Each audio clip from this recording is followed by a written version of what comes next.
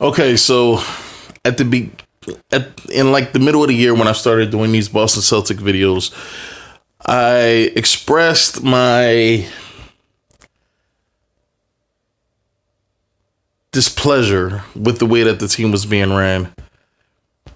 And I put a lot of the onus on Brad Stevens because when your basketball team is imploding from the inside out, it is the coach's job to stop that from happening and try to fix whatever leaks are there that will keep the whole thing from completely busting open.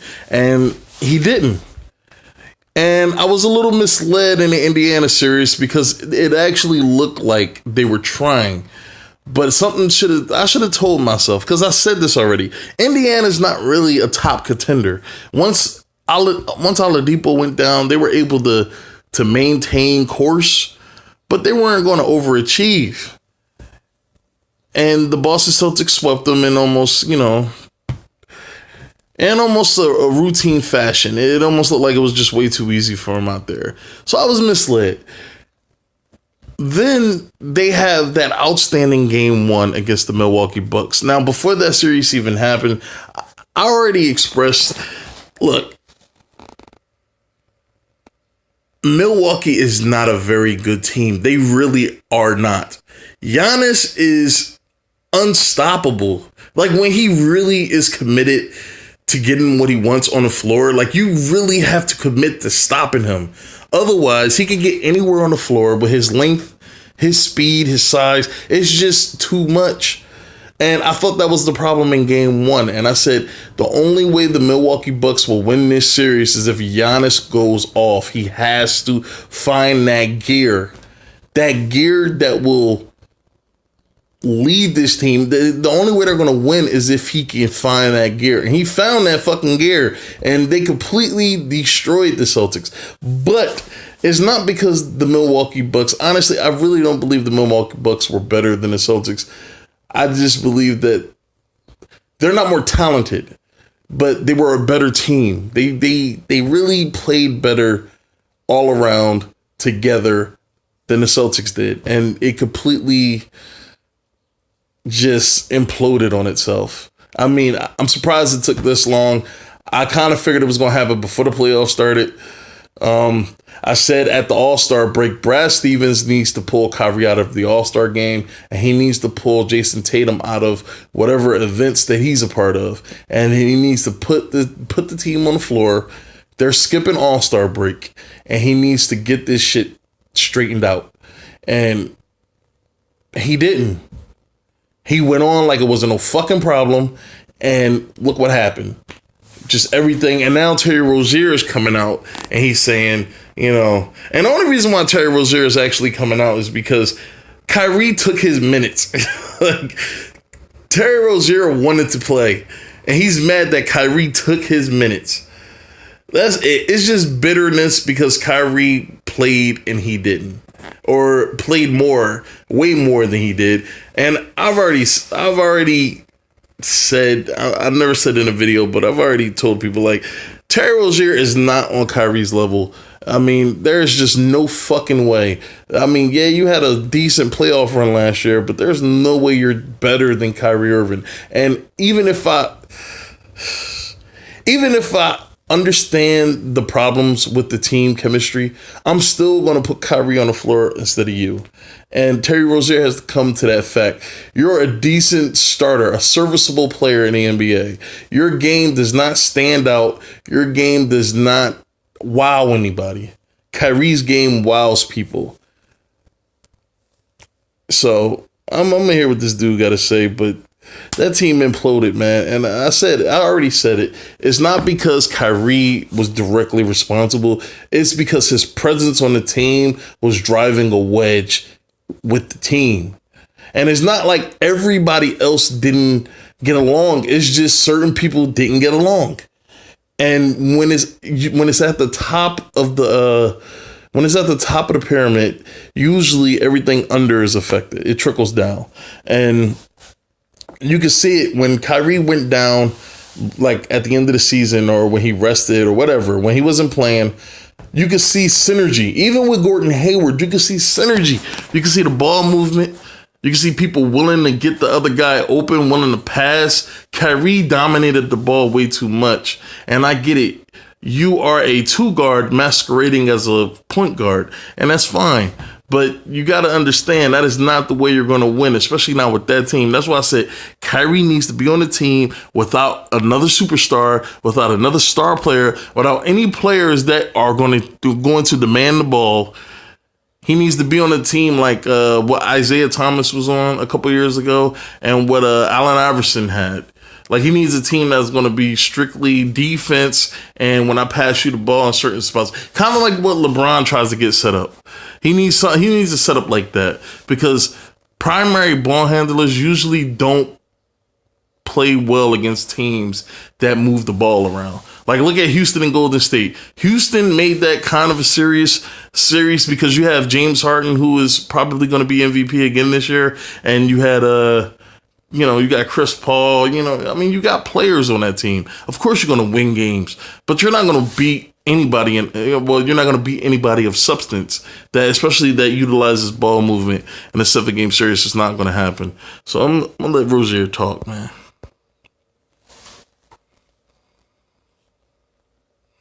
What were your expectations as this season began? I think we all had that ultimate goal. No. And look at his face. He bullshitting, man. Terry Rozier's goal this year, and I'm pretty sure this really was his goal. I'm going to outplay Kyrie to where Brad has no other choice but to put me in the starting lineup and take Kyrie the fuck out and make him sit on the bench. I'm pretty sure that was his goal this year, because it's at the start of the year, Terry Rozier came out and said, I can be a starter in this league. And I'm going to test free agency because I think that I have the ability to start for somebody. And, he didn't want to be a backup. So, no, you didn't have the goal of a championship on your mind. If everybody had the goal of a championship on their mind, they would have played way better than what the fuck they did. It seemed like everybody just quit out there. As soon as the blowout happened, game 2, you could just tell, man, they crumbled, man. They crumbled. And they let whatever it is they were feeling just say, fuck it, move on. And I told you, it won't get better until Kyrie is out of that locker room. That's why Kyrie won't be back. It won't get fixed unless Kyrie is gone. Guys, me, Jason, Jalen, we had a terrific postseason last year, and I think we was trying to come and do the same thing this year. And at what point? Look at his face when he says this stuff. You can already tell what he means by all this shit. We led this team in the playoffs. We were the ones that beat the Milwaukee Bucks last year. We were the one that beat the Philadelphia 76ers. We took LeBron James to 7 games.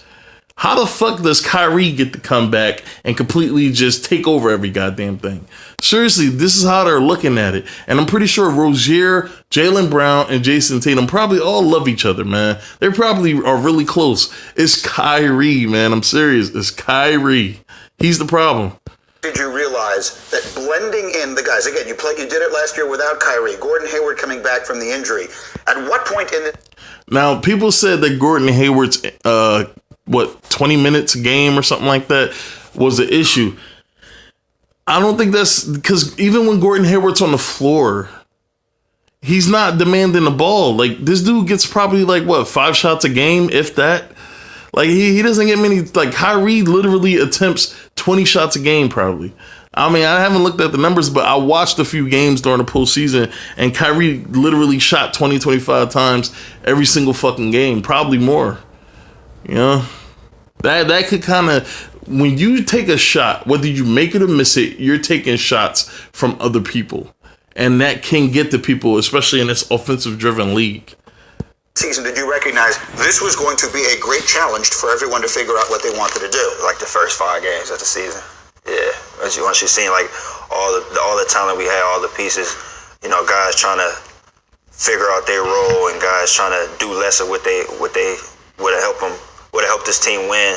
Just for the team, they trying to do less of it. You kind of seen that in the first 5 games of the season. From the outside, it appeared at times as though everyone didn't ever quite figure out exactly what their role was supposed to be. Why was that? I think we all just felt good about it, like having practice, our discussions, film talk. But then every time we get in the game, it's just like, I wouldn't say we wouldn't follow the game plan, but it'd be different. It'd be different. I think we just didn't go through whatever goals that we had. No, probably what happened was Brad Stevens set the game plan up and told the team, look, all right, I get everybody's talented, but Kyrie Irving is the engine that runs the car. Okay, so the ball moves through him. And Jason Tatum and Terry Rozier was like, fuck that. Like, why? I'm serious. When you look at them play without Kyrie, the ball is moving. The ball is fucking moving. It was like a game of hot potato the fuck out there. Like, the ball was actually moving. And then when Kyrie is there, it's with Kyrie. He may pass it to somebody, but eventually most of the possessions ends up with Kyrie having the ball last. Like, that can get to people, man. That can get to people, especially with, look, the Celtics are not a super tall team. They're not a super defensive team. They're not a team that's going to really challenge a shitload of shots. But their energy and their activity is what makes them dangerous. All right? And what fuels energy and activity on defense is good possessions on offense. Whether somebody gets a good shot going or they get a good shot going. That's what fuels them. Like, when you miss a shot, and your team is already down by 10 to 15 points and you miss a shot, that drains the energy out of your teammates. Versus you down by 10 points and you hit a 3-pointer and then you get fouled for an and one. That, it's momentum. It completely shifts. But there was no chemistry on that team, man. Like, they just didn't want to be there. And, you could just tell, like, they were waiting for the season to end. Because in the Milwaukee series, they just quit. They all just quit. And then Kyrie, when they would go to timeout or something and you would look at the camera, cut to Kyrie looked like, I don't know what else the fuck to do. Like, I'm out here trying to score 25 points a game, but it seemed like nobody else is doing anything. That's because he's still on the team. That's all it is. And it's not Kyrie's fault. I'm not saying Kyrie is responsible for all this, but his presence on the team is the issue. Different in what way? Like, how would it be different on the floor? You gotta play the guys' tendencies. You still playing with guys. You still playing with superstars out there. So you gotta. Which means when we get out there and Kyrie's on the floor, we have to feed him the ball. We have to let him do what he does. Because if he gets going, it's better for us, I guess, when he's out there. I guess that's what he means. Like, that last part, that's what I'm saying, I guess, about. Like, it's better for us. Even though Terry Rozier knows, like, last year's team was better because they shared. They all were in it together. You could just tell. So when he says that, you got to play to certain players' tendencies and you have superstars out there that you got to, that's pretty much, look, Kyrie's a superstar. He's going to want superstar treatment. We got to treat him like one on the floor. And that, we got to sacrifice every single night for this guy. And that's all he's saying, man. Just to that. How hard was it for you? Obviously, Kyrie comes back and he's a superstar player and he has the ball in his hands a lot, and that there's no player who probably lost more opportunity this year in that group of young guys than you did. How difficult was that for you? I feel like extremely fucking tough. And I'm saying this totally jokingly. I'm not saying this to be serious, but I'm pretty sure Terry Rozier plotted a couple times, like, what, I'm about to make this nigga sick. I'm gonna pour something in his fucking juice in the morning. As soon as he go and drink that shit, that nigga gonna end up on a fucking toilet, and maybe I could get time with the first team. Like, the starters and shit. Like, I'm pretty sure, man. Like, Terry Rozier seems like a guy who, as long as he's getting what he feels like he's earned, he seems like an easygoing guy. But I don't know, he comes across as kind of two-faced. Like, I don't know, man. I'm not saying I don't trust the guy. Like, I wouldn't trust him if I was his teammate, but I would watch myself, especially if we played the same position. I would watch myself. And again, I'm saying most of this jokingly, but there is some layers of truth in it. It was very difficult. I think anybody that was in my shoes that can go and start and, go to a Game 7 in the Eastern Conference Finals and then come back and, we have the season that we have this year. I feel like anybody in my position to say it's tough. Yeah, I have no... Like I said, they felt like they were ready to take over, and then Kyrie comes back, and this is probably what they thought. Kyrie was going to see the way the team played in the playoffs. He was going to come back, and he was going to be like, you know what? I don't want to mess up the flow y'all had last year during the playoffs. So what I'm going to do is I'm going to try to best incorporate my skills into what the team does together. And that way, and that's what they probably thought he was going to be that way. No, Kyrie wants to be the man. This is why they traded for him. He was going to be the guy. And they just didn't like that shit, man. They didn't like it. Doubt that it was. What is it like playing with Kyrie? Watching him from the outside, he seemed to have so many different times this season when he seemed genuinely unhappy. That was from the outside. What was it like playing with him? He's a great guy, great leader. You just have to adjust to his style, and whatever Kyrie wants done, that's what he's going to show it. That's what he wants done, and you have to adjust to his style of play and how he goes about every game and every day. How do you think your team did in trying to adjust to his style? I think guys was getting it. Be honest, Terry. Be honest. Nobody was getting it. This is why y'all played better in that short stretch when he wasn't playing. Nobody was getting what Kyrie wanted them to do on the floor. Come on, man. Be honest, man. And this is the problem, man, with this whole media-friendly... these media-friendly answers, man. Instead of being honest, because most likely if Kyrie ends up coming back and the Boston Celtics doesn't want to pay Terry Rozier starter money, he's going to go somewhere else. So just be fucking honest. I mean, you just said you like the guy. He's a good guy. Just say, look, man, I could chill with Kyrie off the court, but his game and my game just don't click. All right? We have, conflicting styles, and I need to spearhead my own team. Just be honest. Like, these motherfucking athletes get so scared to just speak the truth because they're so afraid of how they're going to look. Just be honest. Because that's all you're saying. You're saying, look, Kyrie is a good dude, but I just didn't want to play with him. A lot of us didn't want to play with him. He's way too demanding. He's trying to be a leader. We don't really see him as a leader. I mean, and honestly, that whole shit with LeBron James is probably playing in the back of their head. Like, nigga, you didn't win shit before he got there. Now you talking about, yo, you got to call this nigga up. Like, then go with that motherfucker then. Like, real shit, man. And I thought that was whatever he did it for, I thought that was a questionable move by Kyrie. Because you could have called anybody else. You could have said, I'm calling, I called this person, that person. The one person you wanted to get away from, you're going to tell the media that you called them and asked them for advice. So you pretty much just undid everything that you did to get the fuck out of Cleveland. I'm going to make this quick. Let me do this. Especially towards the end of the season. Like I said, we'd come in the game and it'd be a different game plan than what we kind of expected. It kind of went through in practice, so it was like what does that? It's the second time you said that. I'm not sure I'm understanding what you're saying. How was it different on the floor from what it was in practice? We have five, the first five, and then we had the second five, and then when we go out there, I feel like a lot of guys would be mixed up. It wouldn't be the first five and second five. So we'll be talking.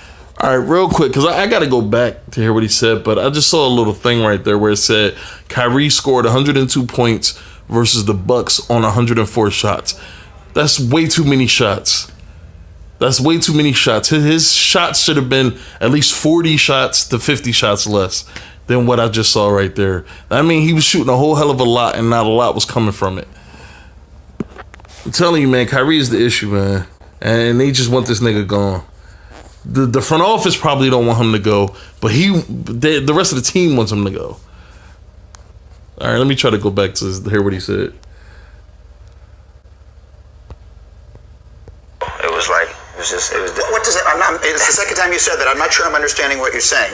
How is it different on the floor from what it was in practice?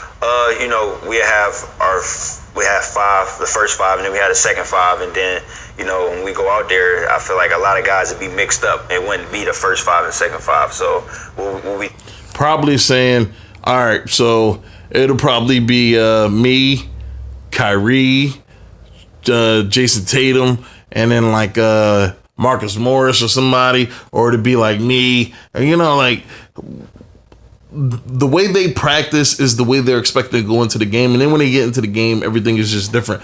He's probably saying, look, I was on the first team at certain points during the season and practice, and then once the game starts, I'm back on the fucking bench again. Talked about in practice is not what we went through in the game. It was like, all right, we're going to keep Kyrie out there, and we're going to put the other guys out there with him, and we're going to figure it out. So what do you expect now? Let's start with your future. As we mentioned, you're a restricted free agent. How are you looking at your future this summer? Obviously I'm going to take it a little easy. I'm going to relax a little bit, get some time to myself. But, I'm looking forward to play ball. I don't care where I go. Obviously, Celtics is the only organization I know for the 4 years, and I love it there. And, we just have to go from there. What do you expect to happen? What he expects to happen is, all right, first of all, Kyrie needs to go. He needs to just leave. And then they need to give me, I'm not going to say, whatever the top point guard is making in the free agency, I'm not saying that, but I need to be somewhere in that ballpark. And the Celtics aren't going to pay him that fucking much. Not for his talent. I'm sorry. Now, if we're talking about Terry Rozier, who's like lighting up the playoffs, maybe. But I still don't believe I would pay that much for that guy. I mean, that was just a sample size.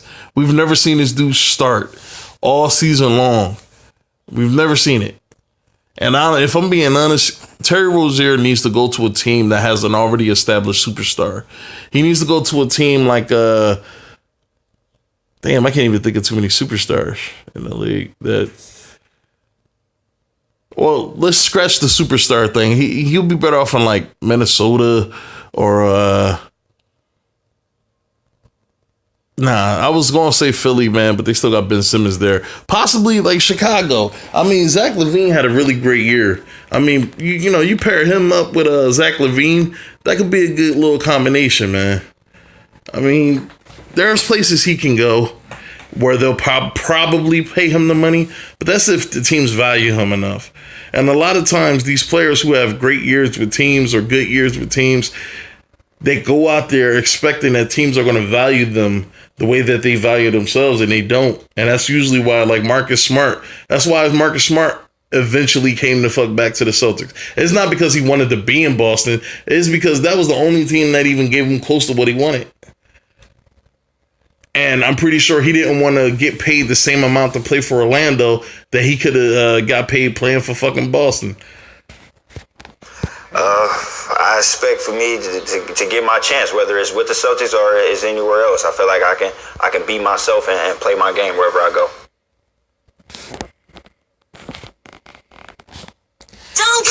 All right, let me pause this. But yeah, man, like I've called this shit all year. The rift in the locker room is a huge reason why this team didn't win 50 games. Is a huge reason why they got just blown out the way they did against Milwaukee. And the only way that is going to be, look, going into next year, they need to get a big man. We have 3 first-round picks. I believe 3. We have our own first-round pick. We have Sacramento's and the Clippers first-round. Do we have Sacramento's pick? I believe we still have Sacramento's pick. I could be wrong. No. The Sixers have Sacramento's pick. But we still have the Clippers pick. All right, so we have 2 first-round picks this year.